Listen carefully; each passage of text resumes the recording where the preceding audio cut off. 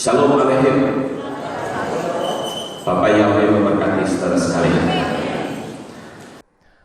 Baik, saudara-saudara, malam hari ini saya akan mengajak untuk kita bersama-sama belajar firman Tuhan.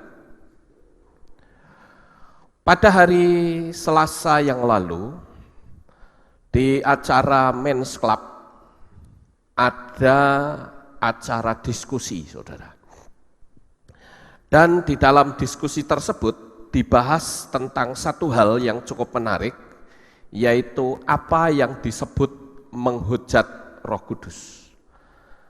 Karena di dalam kitab suci dikatakan, menghujat Bapa mendapat pengampunan, menghujat Putra mendapat pengampunan, menghujat Roh Kudus tidak mendapat pengampunan.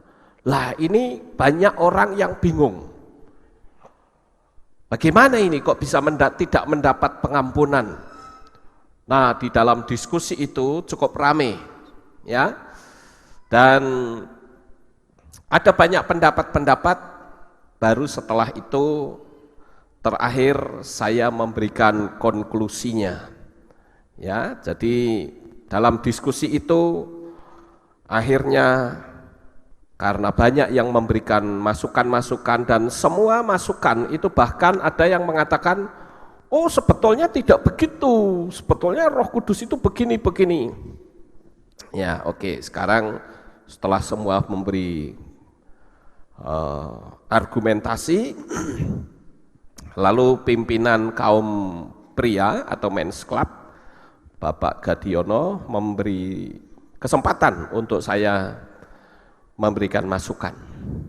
Dan saya rasa apa yang didiskusikan kaum pria itu sangat bagus untuk saya sampaikan kepada saudara, karena sekali waktu mungkin saudara ditanya oleh orang, menghujat Roh Kudus itu yang seperti apa kok tidak mendapat pengampunan. Nah Bapak Ibu Saudara, sebelum saya membahas lebih dalam, saya akan mengajak kita membaca ayatnya terlebih dahulu. Mari kita buka di dalam kitab Matiyahu atau kitab Matius pasal 12 ayat 24 sampai 32. Matius 12 ayat 24 sampai 32. Saya akan bacakan, beginilah bunyinya. Akan tetapi setelah mendengarnya, orang-orang Farisi ini berkata, orang ini tidak mengusir setan jika tidak dengan Beelzebul penghulu setan.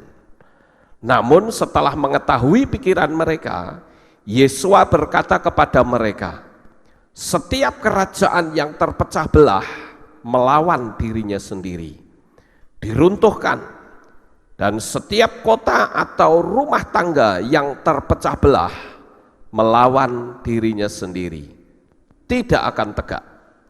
Dan jika setan mengusir setan, dia terpecah belah melawan dirinya sendiri.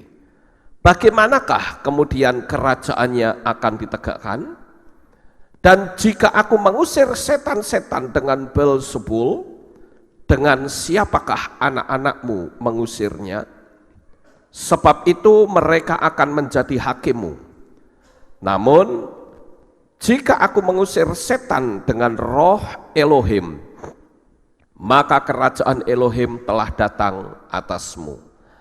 Atau bagaimanakah seseorang dapat masuk ke dalam rumah orang yang kuat dan menjarah perabotnya, jika dia tidak terlebih dahulu mengikat kuat orang itu, dan kemudian barulah dia menjarah rumahnya. Siapa yang tidak bersama aku, ia melawan aku. Dan siapa yang tidak mengumpulkan bersama aku, ia mencerai-beraikan. Sebab itu aku berkata kepadamu, setiap dosa dan hujat akan diampunkan kepada manusia, tetapi hujat terhadap roh tidak akan diampunkan kepada manusia. Dan siapa saja yang mengucapkan sepatah kata menentang anak manusia, hal itu akan diampunkan kepadanya. Tetapi siapa saja yang berkata-kata menentang Roh Kudus, hal itu tidak akan diampunkan kepadanya. Tidak di masa ini, tidak juga di masa yang akan datang. Sampai di sini pembacaan kita. Saudara yang terkasih, sebelum saya membahas lebih dalam, saya akan tunjukkan kepada saudara sekalian tentang pendapat dari kaum teolog. Saya mencoba untuk membuka di internet apa maksud menghujat Roh Kudus menurut kaum teolog yang ada. Nah, saudara yang terkasih, berikut ini saya tunjukkan tentang pendapat kaum teolog yang rata-rata jawabannya sama. Nah, saudara perhatikan baik-baik. Terhadap tuduhan ini, saya akan baca apa adanya sesuai dengan yang mereka pahami. Terhadap tuduhan ini, Yesus memberikan beberapa argumentasi dan diakhiri dengan kalimat di ayat 31-32 tentang dosa menghujat Roh Kudus yang tidak dapat diampuni. Tadi kita sudah membaca. Jadi, orang yang menghujat Roh Kudus adalah orang yang telah diterangi oleh Roh Kudus, sehingga bagi dia sudah jelas bahwa Yesus adalah Mesias atau Juru Selamat, tetapi dengan sengaja ia menolak semuanya itu dan menganggapnya sebagai ajaran setan. Yang ditekankan bukan penghinaan terhadap pribadi Roh Kudus. Sekali lagi perhatikan, yang ditekankan bukan penghinaan terhadap diri atau pribadi Roh Kudus, tetapi terhadap pekerjaan Roh Kudus dalam diri orang itu. Mungkin kita bertanya, mengapa dosa tersebut tidak dapat diampuni? Jawabannya karena ini dikaitkan dengan pekerjaan Roh Kudus, yakni menginsafkan manusia akan dosa. Di dalam kitab Yohanes 16 ayat 8 dikatakan, dan kalau ia datang, ia akan menginsafkan dunia akan dosa, kebenaran dan penghakiman dan seterusnya. Itu berarti kesadaran akan dosa adalah karya Roh Kudus. Tanpa Roh Kudus bekerja, tidak mungkin orang menyadari bahwa ia telah berdosa. Di sini persoalannya, jika seorang menghujat Bapa, maka Roh Kudus akan menginsyafkannya, sehingga ia sadar akan dosanya, lalu memohon ampun, dan karenanya memperoleh pengampunan. Jika seorang menghujat anak, maka Roh Kudus akan menginsafkannya sehingga ia sadar akan dosanya lalu memohon ampun dan karenanya memperoleh pengampunan. Tetapi jika seorang menghujat Roh Kudus ini adalah menganggap pekerjaan Roh Kudus sebagai pekerjaan setan atau iblis, meski secara intelektual tahu bahwa itu adalah pekerjaan Roh Kudus, maka Roh Kudus tidak akan menginsafkannya, sehingga ia tidak pernah sadar bahwa ia berdosa dan karenanya tidak memohon pengampunan, lalu tidak memperoleh pengampunan. Sekarang timbul problem. Problemnya adalah bagaimana dengan seseorang yang sudah menghujat Roh Kudus? Apakah tidak mungkin lagi ada pengharapan jika ia sungguh-sungguh menyesali dan memohon ampun? Jawabannya adalah, kalau orang tersebut masih sadar bahwa ia telah menghujat Roh Kudus, maka sebenarnya dia belum menghujat Roh Kudus. Karena orang yang menghujat Roh Kudus tidak menyadari bahwa hal itu adalah salah atau dosa. Nah, ini orang jadi bingung, saudara. Di sisi lain tadi mengatakan bahwa kalau menghujat Roh Kudus secara sadar tidak ada ampun, Tapi sekarang ketika dipertanyakan, bagaimana kalau orangnya itu akhirnya menyadari, kemudian bertobat, bagaimana? Nah, lalu mereka bilang kalau orang tersebut masih sadar bahwa ia telah menghujat Roh Kudus, maka sebenarnya ia belum menghujat Roh Kudus. Ini kan bingung, saudara. Sampai di sini saudara ngerti? Halo? Ya, ini orang jadi bingung sendiri.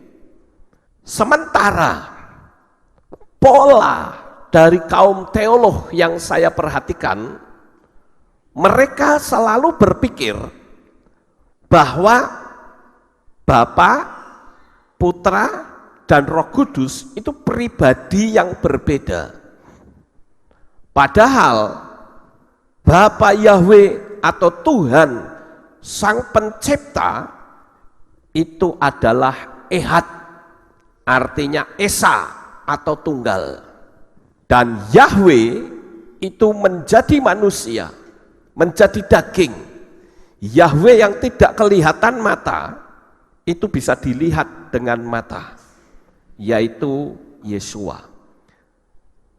Dan Roh Kudus itu adalah rohnya Yahweh sendiri.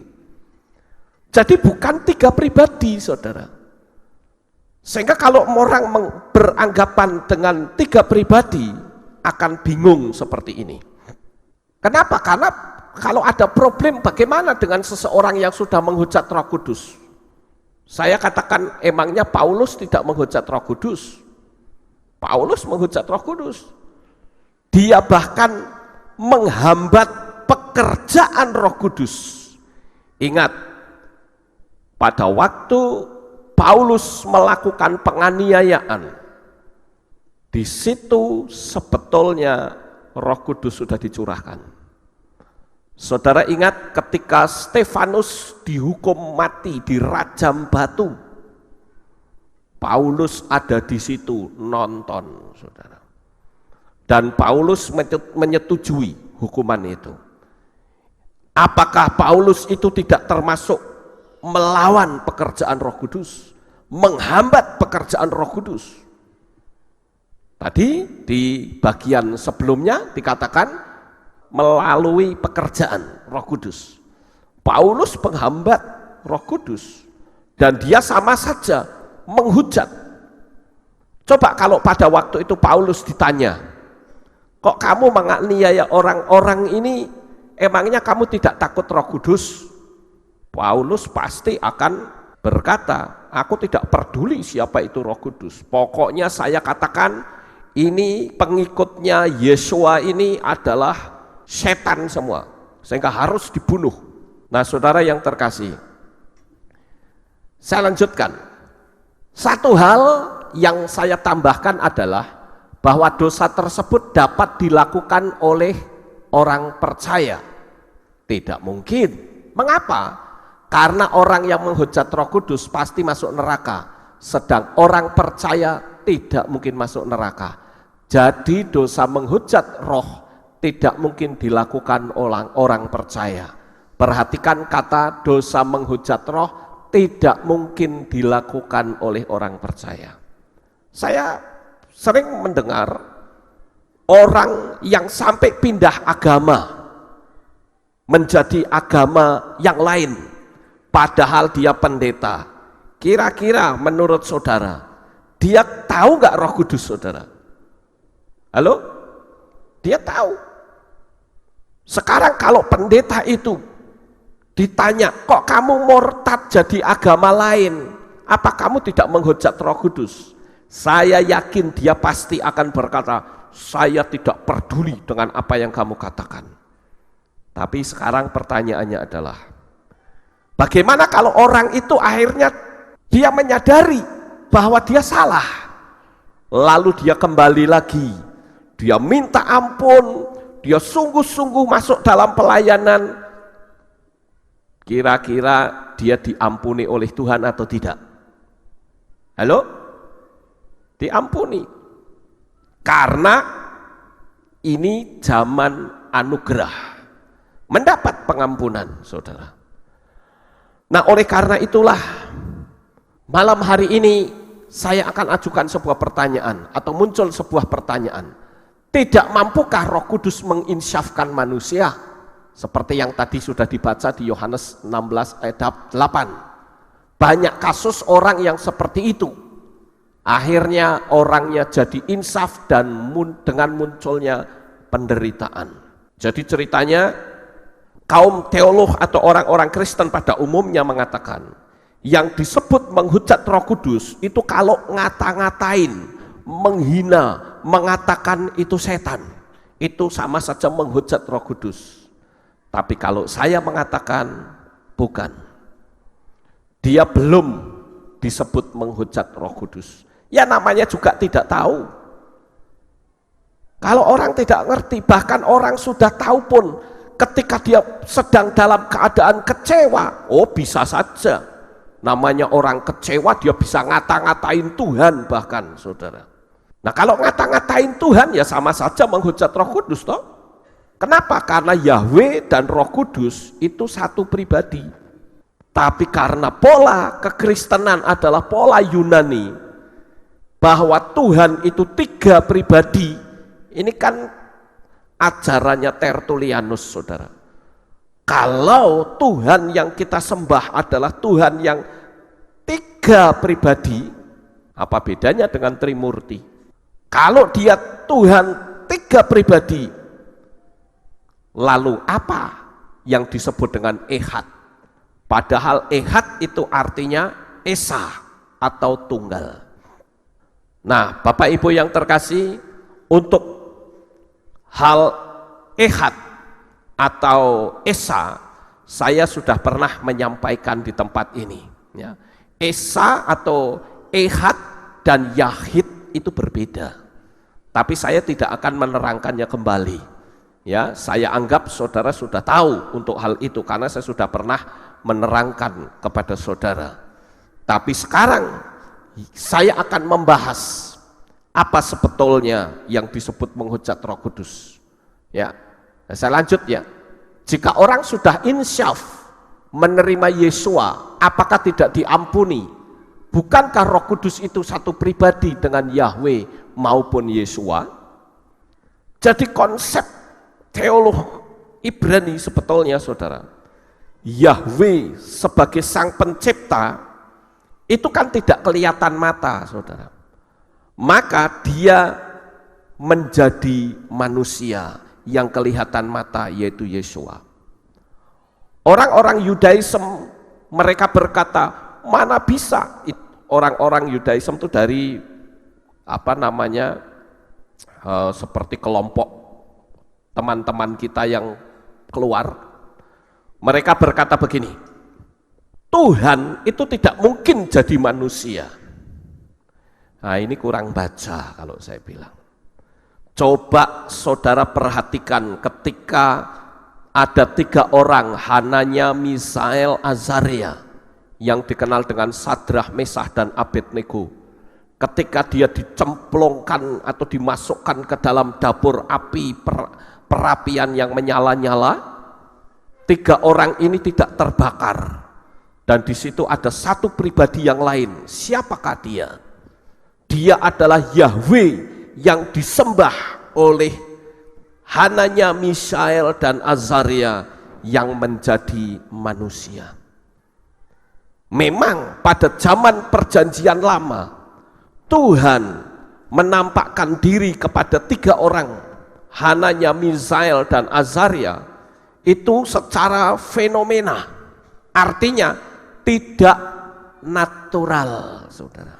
Berbeda dengan perjanjian baru, Yahweh menjadi manusia dalam wujud yang natural. Dia harus dilahirkan, dibesarkan seperti manusia pada umumnya. Tetapi dia adalah Yahweh sendiri. Kenapa? Karena buktinya dia dibunuh, dia hidup lagi, saudara. Mana ada manusia yang dibunuh dia hidup lagi? Nggak ada di dunia ini. Ya. Nah sekarang kita lanjut, saudara. Jika dikatakan tidak diampuni, itu karena menyerang pekerjaan Roh Kudus. Bukankah Paulus juga membantai orang percaya? Itu sama saja membungkam pekerjaan roh. Karena dianggap ini dari setan, maka harus dihentikan. Apakah Paulus tidak sadar waktu dia melakukan penganiayaan kepada orang percaya? Oh, sangat sadar sekali, saudara. Paulus bahkan setelah bertobat, dia dipakai oleh Roh Kudus memberitakan keselamatan. Jadi bagaimana ini? Nah, sekarang saya coba untuk tunjukkan kepada saudara tentang menghujat. Kata menghujat di dalam bahasa Ibrani itu ditulis dalam bahasa Inggris itu ditulis dengan kata blaspheme. Blaspheme itu artinya menghujat. Dan saya masuk ke Google Translate dari bahasa Inggris ke bahasa Ibrani, maka saya menemukan ada kata lineots. Kata lineots ini disebut juga dalam bahasa Inggris blaspheme, disgrace, profane, dan seterusnya. Kemudian kalau saudara membaca di dalam kitab Yesaya 37 ayat yang ketiga, di sana juga ada kata blasfemi.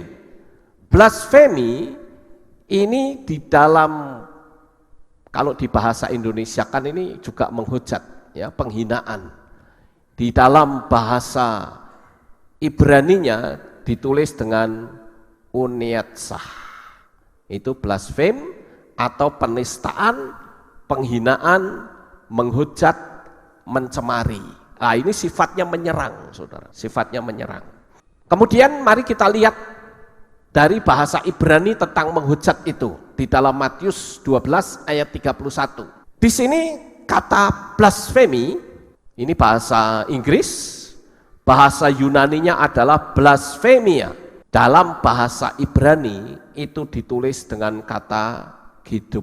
Ini di ayat 31. Kemudian saudara-saudara, ini saudara lihat di sini ada kata hidup, ini juga ada kata hidup, ya. Ini blasfemi, blasfemi, ya. Blasfemia, blasfemia, ya. Jadi ini kata blasfemi itu dalam bahasa Ibrani ditulis dengan kata hidup. Kemudian di ayat 32,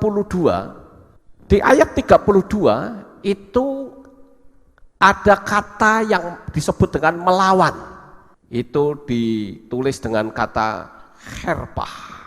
Herpah itu di dalam bahasa Inggris sebetulnya adalah disgrace. Disgrace ini artinya mempermalukan, saudara-saudara. Kemudian sekarang kita lihat bahasa Ibrani tentang menghujat itu di ayat 65. Kita mulai baca ayat 64 sampai 65 di Matius 26.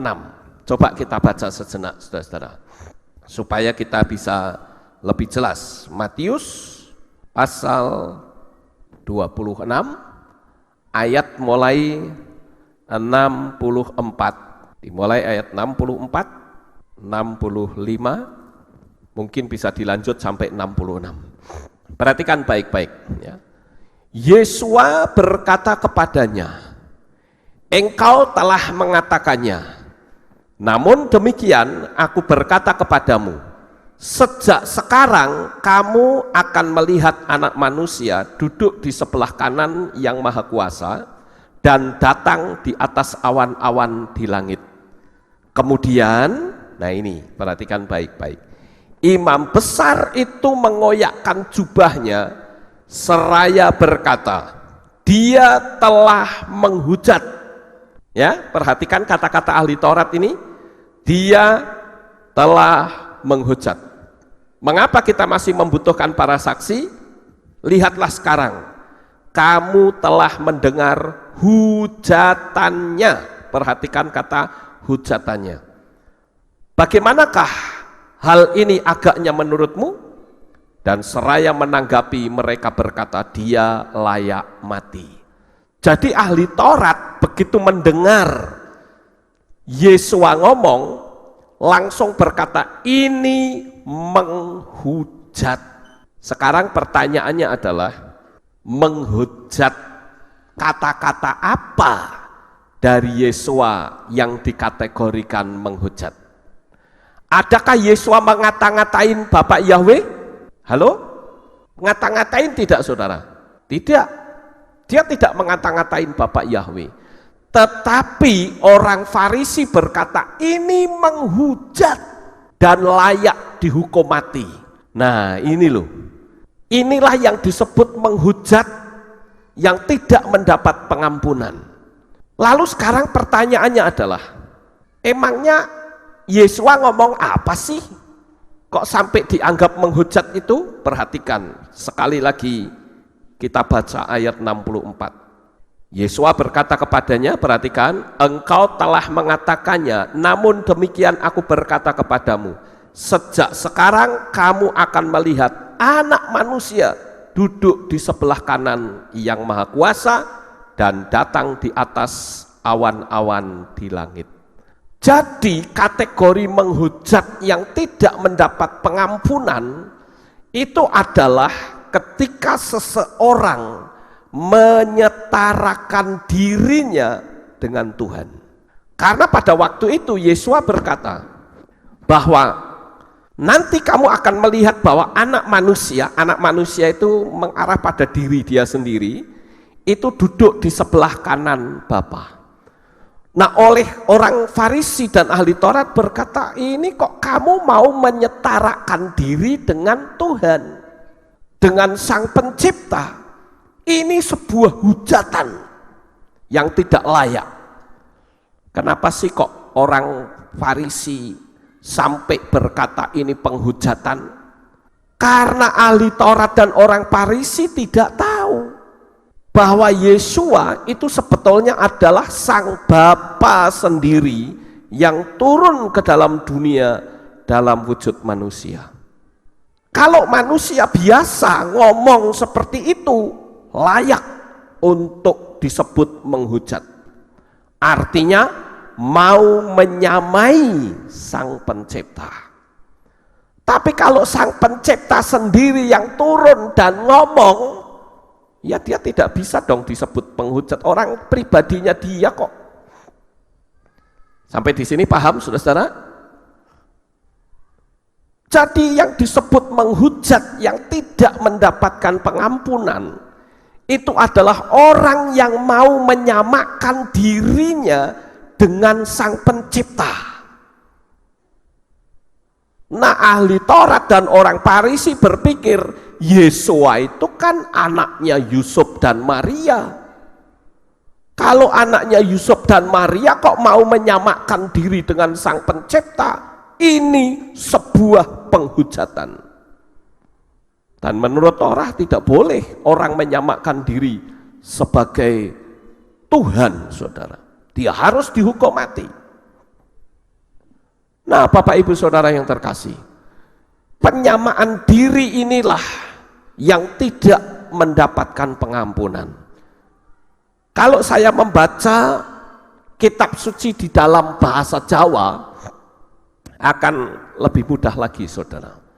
Di dalam bahasa Jawa dikatakan, ini yang tadi ya, paring wangsulane Gusti Yesua, kowe wis ngarani nanging aku kondo marang kowe kabeh. Wiwit saiki kowe bakal ndeleng putraning manungsa lenggah ing satengene Kang Maha Kuwasa lan rawuh nitih meganing langit. Saudara perhatikan di sini bahwa putraning manungsa, putra manusia lenggah ing satengene Kang Maha Kuwasa, duduk di sebelah kanan. Ini kan menyamakan Tuhan. Nah, ini penghujatan ya. Lanjut ya. Ing kono Imam Agung nyuwek pangagemane lan ngandika, wong iki nyenyamah Elohim. Perhatikan kata nyenyamah. Nyenyamah ini artinya menyamakan diri ya. Wong iki nyenyamah Elohim, apa perlune nganggo seksi? Sapunika panjenengan sedaya sampun mireng anggenipun nyenyamah. Kados pundi panimbang panjenengan kabeh padha mangsuli tiyang punika kedah kaukum pecah.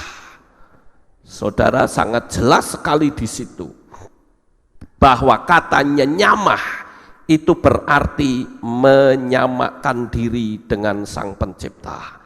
Itulah yang disebut penghujatan yang tidak mendapat pengampunan, saudara. Kenapa? Karena kalau orang menyamakan diri dengan Bapa Yahweh, itu sama saja bukan cuma menghujat kepada Sang Pencipta yaitu Yahweh, tetapi juga menghujat Roh Kudus, karena Yahweh dan Roh Kudus itu satu pribadi. Sampai di sini paham, saudara?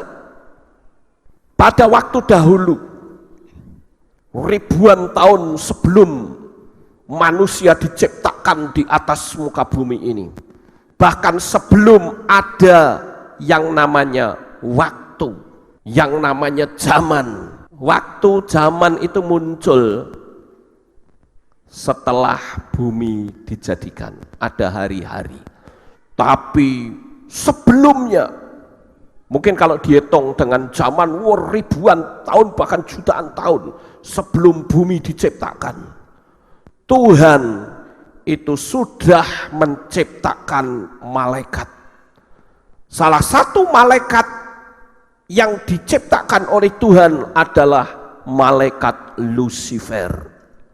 Kalau saya berkata Lucifer, saudara jangan berpikir itu nama pribadi satu oknum, tidak. Lucifer itu bahasa Latin, tapi bahasa Inggrisnya adalah light bearer atau pembawa cahaya. Jadi Lucifer itu adalah kelompok besar malaikat cahaya. Makanya tidak heran kalau Rabi Saul atau Rasul Paulus berkata, janganlah engkau heran bahwa setan-setan pun bisa menjelma menjadi malaikat terang atau malaikat cahaya. Ya karena asalnya dari situ. Sampai di sini paham, saudara-saudara? Jadi malaikat cahaya atau Lucifer inilah sebuah gerombolan malaikat yang memiliki tugas untuk memuliakan dan meninggikan Bapak Yahweh.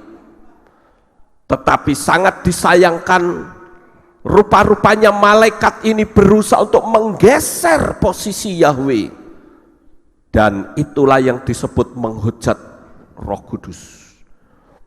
Menyamakan, jadi sama seperti yang disampaikan oleh ahli Taurat. Yesua dianggap menyamakan dirinya dengan Yahweh, maka dia harus dihukum mati. Malaikat Lucifer itu juga menyamakan diri seperti Yahweh. Dia mencoba untuk menggeser posisinya Yahweh, dan disitulah tidak ada pengampunan, saudara. Perhatikan kata gadep yang diucapkan ahli Torah. Dia berkata menghujat Tuhan. Makanya tadi saya katakan, di mana kata-kata hujatannya?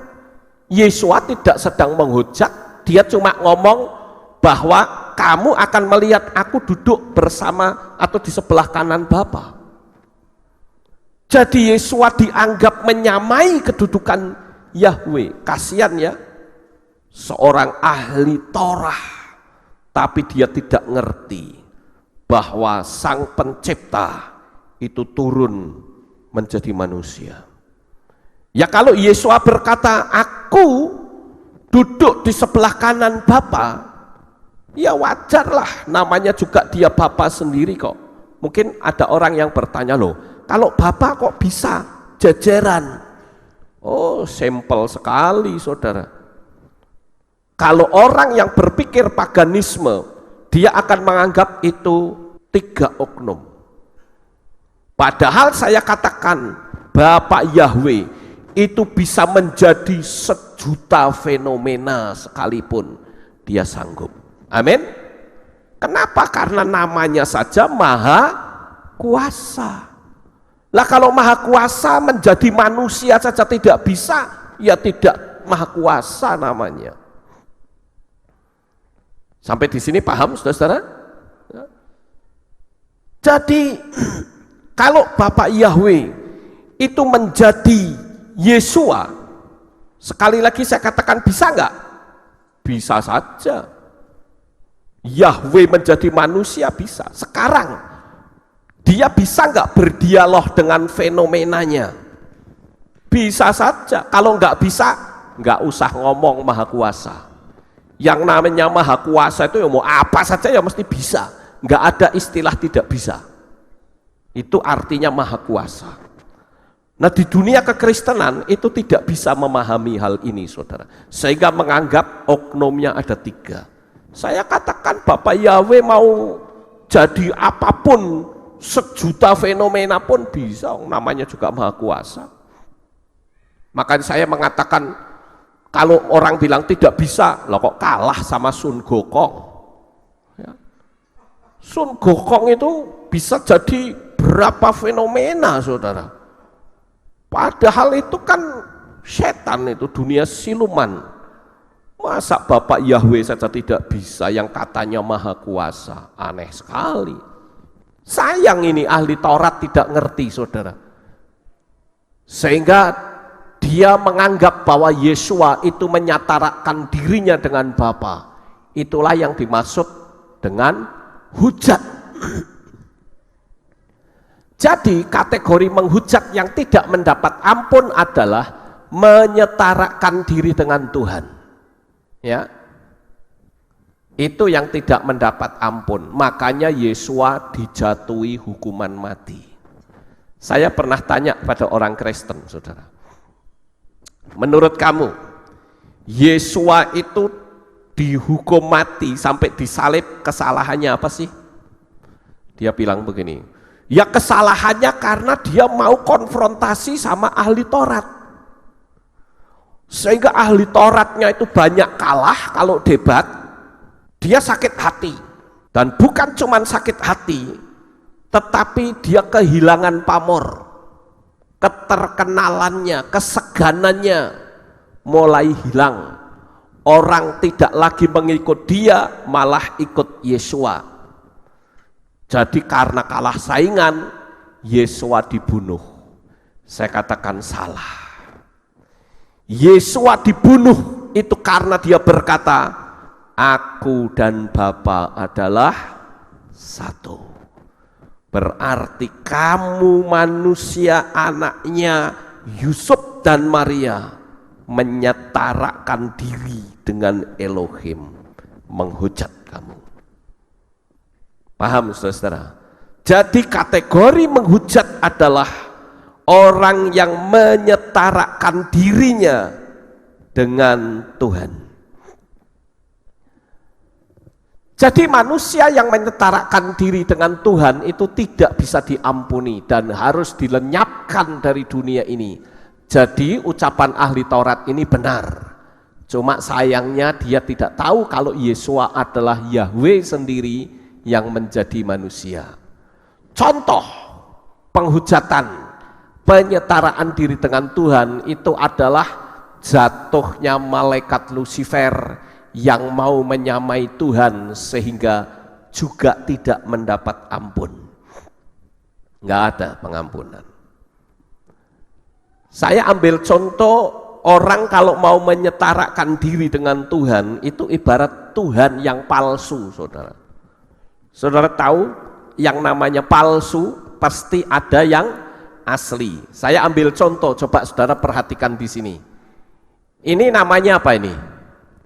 Flash disk ya. Saya tidak sebut merek ya saudara. Ada 2 flash disk.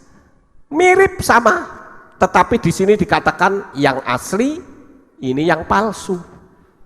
Sekarang saya mau tanya, ini yang palsu kalau dipakai untuk nyimpen data bisa nggak? Bisa. tetapi oleh pabriknya katakan ini palsu. Kenapa? Karena coba perhatikan, yang asli ini ada lubangnya di sini 2, sementara yang palsu nggak ada. Itu membedakan yang asli dan palsu. Jadi ketika Yesua itu dihukum mati, orang Farisi dan ahli Taurat menganggap ini Tuhan yang palsu, harus dibunuh. Tapi karena dia adalah Yahweh sendiri yang turun ke dalam dunia, sekalipun dia dibunuh, dia hidup lagi. Betul ya saudara? Yesua hidup pada hari ketiga karena dia adalah Yahweh sendiri. Kalau sampai Yesua mati, itu mati karena dia membayar harga atas dosa saudara dan saya. Tetapi karena dia adalah Tuhan, ya dibunuh 100 kali pun ya tetap hidup saudara, tidak bisa mati. Tapi coba saudara lihat nabi-nabi di dunia ini. Banyak orang yang mengaku nabi. Tapi saya katakan, dia kalau mati bisa hidup lagi? Tidak bisa, kuburannya masih ada sampai sekarang. Tapi Yesua kuburannya terbuka dan kosong. Kita berarti menyembah Yesua adalah merupakan Yahweh sendiri yang menjadi manusia. Jadi kalau orang keberatan mengatakan bahwa Yesua itu Tuhan, keberatan, saya tidak keberatan. Simpel sekali. Wong Yesua itu mati dan hidup kembali kok. Dia layak untuk kita sembah. Kecuali kalau Yesua mati nggak pernah bangkit, saya tidak akan mau menyembah Yesua. Tidak. Karena tidak lebih, dia hanya manusia biasa yang mati setelah itu selesai. Tapi hebatnya pahlawan kita, gembala kita yang agung, Yesua HaMasyiah, ketika dia dibunuh, dia hidup lagi. Itu artinya bukan Tuhan yang palsu, tetapi dia benar-benar Tuhan. Amin. Nah, ini yang harus kita ketahui saudara-saudara. Contoh lain, orang yang menyamakan diri dengan Tuhan dan tidak mendapat pengampunan. Kalau saudara membaca di dalam kitab Maaseslihim atau Kisah Para Rasul pasal 12 ayat 21 sampai 23, di sini ada sebuah cerita ketika Herodes berpidato di depan orang banyak. Di dalam pidatonya itu Herodes berkata, ya, di dalam pidatonya Herodes berkata, inilah perkataan Elohim. Wah, dia menyamakan diri sebagai Elohim. Kebetulan ada malaikat lewat di kampleng itu raja, plak, langsung KO saudara. Bukan KO pingsan, mati langsung saudara. Nggak dapat pengampunan. Malaikat berpikir kurang ajar iki rojo, tapi kurang ajar, kampleng, pah. Bayangkan tempelengannya malaikat itu melebihi Mike Tyson saudara. Mike Tyson kudu gelut dulu, enggak perlu gelut, kampleng, pok, langsung KO, mati sisan. Jadi jikalau kita berani menggeser pribadi Tuhan, itu yang tidak diampuni. Nah, sekarang kita lihat contoh-contoh orang yang mengaku Mesias, yang mau mengaku menggeser posisi Tuhan. Ini yang disebut dengan penghujatan, yaitu menyetarakan diri dengan Mesias. Di dunia ini ada, saudara-saudara. Yang pertama, ini datang dari Indonesia yang dikenal dengan Lia Eden. Wanita yang mengaku sebagai jelmaan malaikat Jibril dan titisan Roh Kudus. dan anaknya diklaim menjadi titisan dari Yeshua HaMashiach. Ini yang model begini tidak mungkin mendapat pengampunan. Tidak. Ini namanya penghujatan, saudara. Ini yang disebut penghujatan itu ya kayak begini. Bukan ngata-ngatain Tuhan, tidak. Tapi menggeser posisi Tuhan, tidak bisa diampuni. Kemudian yang berikutnya, Jim Jones. Jim Jones itu mengaku Mesias dan melakukan bunuh diri massal tahun 1978 bersama 914 orang. Mereka mati bunuh diri di Guyana, saudara. Ini pendeta hebat ini, saudara. Buktinya apa? Pengikutnya aja banyak, sampai 914-an orang. Khotbahnya berapi-api. Dan dia membuat sebuah pengajaran. Saudara percaya nggak kalau nanti kita mati pasti masuk surga? Mereka bilang percaya, amin. Percaya kan? Berarti posisi saudara sudah pasti masuk surga kan? Iya. Ini loh, aku Mesias. Jadi mati besok, mati sekarang sama saja. Sekarang yuk kita bareng-bareng masuk ke surga. Semua dikasih minum racun, saudara. Kita tenggak racun bareng-bareng. Akibatnya apa? Orang mati semua. Perhatikan di sini ada beberapa orang yang di tangannya menulis kata I believe in Jim Jones. I believe in Jim Jones. Jadi yang dipercaya bukan I believe in Yeshua, tapi I believe in Jim Jones. Ngeri sekali, saudara. Makanya kalau orang sudah mulai mengkultus individukan manusia, itu bahaya. Itu posisi Tuhan itu digeser. Ya. Jangan sampai kita mencuri kemuliaan Tuhan, saudara. Lama-lama kita bisa menggeser posisi Tuhan. Mengerikan sekali. Ya. Nah ini saudara lihat mayat-mayat bergelimpangan di mana-mana seperti korban tsunami.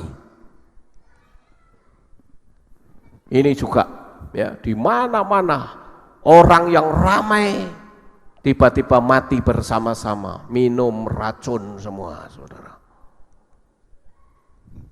Jadi saya katakan hati-hati dengan khotbah yang berkarisma, berapi-api, bisa membius audiens. Inilah yang disebut sihir dalam gereja. Apalagi sebagai seorang gembala, itu sangat penting sekali.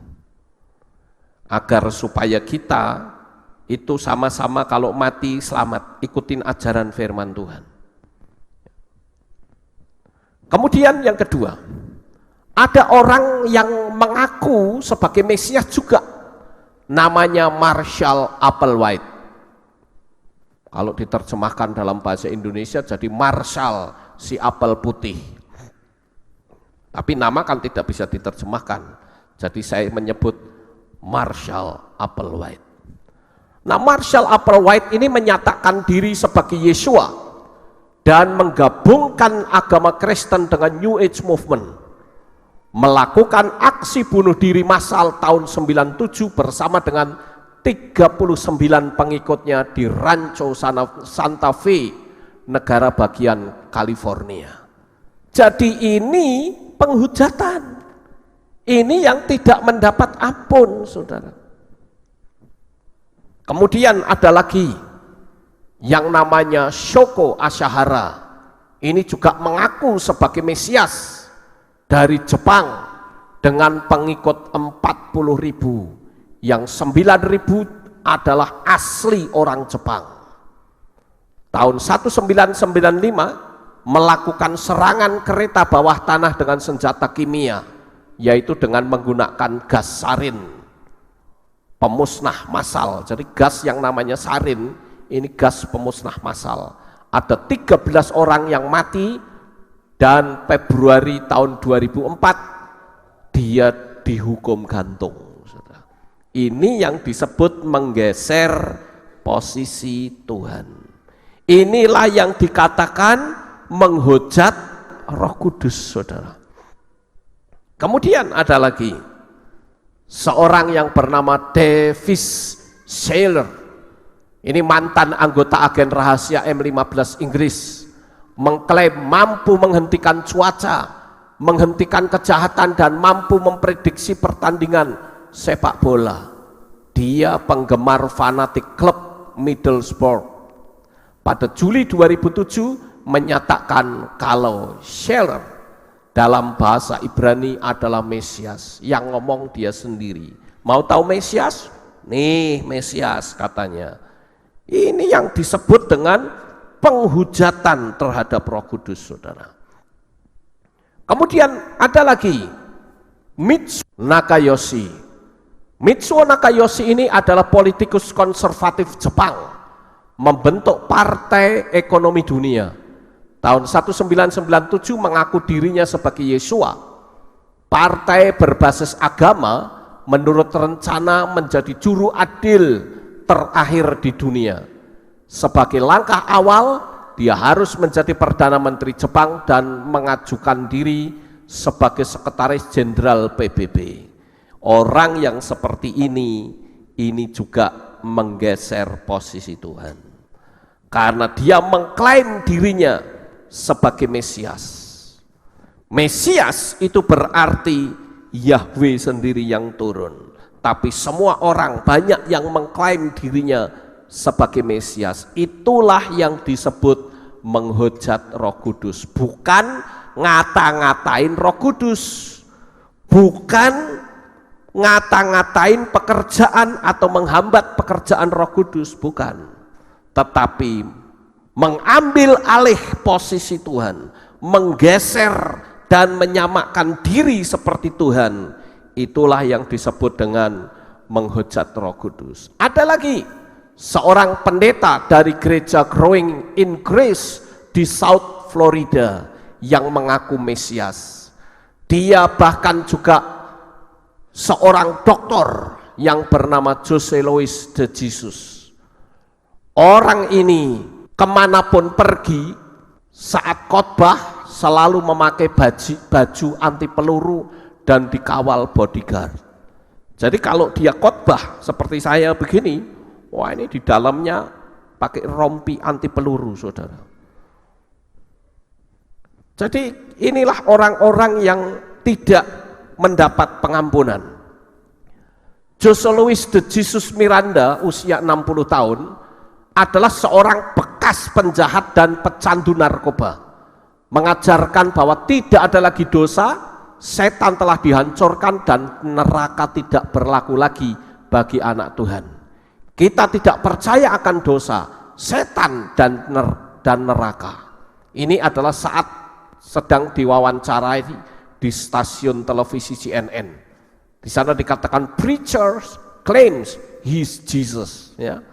Pengkhotbah itu mengklaim kalau dia adalah Jesus.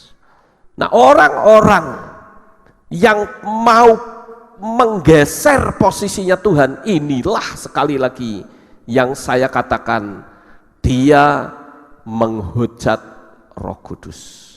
Dia menghujat Tuhan sehingga tidak diampuni. Lalu sekarang pertanyaannya adalah, apa manfaat dari materi yang saya sampaikan pada malam ini? Manfaatnya adalah kita orang-orang yang sangat beruntung. Kenapa? Karena dengan kita percaya dan menjadi pelaku-pelaku firman, percaya kepada Yesua, maka kita sudah dipastikan mendapat jaminan keselamatan. Cuman yang lebih celaka lagi, bagaimana orang-orang yang sudah percaya kepada Yesua malah sekarang ikut Yudaism dan menolak Yesua sebagai Mesias. Yang jadi pertanyaan ini, kalau mati dia Pengampunannya pakai darahnya siapa? Faktanya orang Yahudi sampai sekarang tidak ada satupun yang bisa mengorbankan domba. Karena kalau mengorbankan domba tidak sah, karena bait sucinya tidak ada. Tabut perjanjiannya juga tidak ada. Artinya tidak ditampakkan di situ, walaupun sudah ketemu. Nah, Bapak Ibu Saudara yang terkasih, hal yang membuat kita bersuka cita adalah kita memiliki pahlawan agung. Kita memiliki gembala yang ajaib, yaitulah Yeshua HaMasyiah. Di tengah-tengah tantangan seberat apapun, sebesar apapun yang saudara hadapi, andalkanlah Tuhan, dijamin kita pasti akan selamat. Haleluya. Ya, boleh beri tepuk tangan untuk Tuhan yang keras. Haleluya. Ya, jadi kalau memberi tepuk tangan jangan tanggung, saudara ya. Yang keras tepuk tangannya untuk Tuhan. Kita bersuka cita, saudara, karena kita tidak perlu berlelah-lelah, karena Yeshua sudah membayar harganya. Kita telah dibeli dan harganya telah tunai dibayar, bukan dengan emas atau perak, melainkan dengan darah yang suci, darah yang tidak berdosa. Dialah darah Yeshua HaMasyiah. Kita perlu bersuka cita. Jadi melalui materi ini kita sekarang tahu apa yang disebut dengan menghujat Roh Kudus. Menghujat Roh Kudus sekali lagi adalah orang yang mau menyamai yang maha tinggi. Kalau sekedar ngata-ngatain belum bisa disebut menghujat. Makanya Paulus yang jadi penghambat pekerjaan Roh Kudus, bahkan dia mendapatkan pengampunan. Dia justru menjadi pemberita Injil yang sangat gigih. Sebagian besar kitab Perjanjian Baru ditulis oleh Paulus. Pada malam hari ini, saudara yang terkasih, sekali lagi saya katakan, di tengah-tengah tantangan sebesar apapun, kita punya pembela yang agung dan ajaib. Andalkan dia, tidak ada masalah yang tidak selesai di tangan Tuhan. Sukses besar untuk saudara, Bapak Yahweh memberkati. Haleluya. Kita tunduk kepala, tim musik naik ke atas, singer leader ke atas.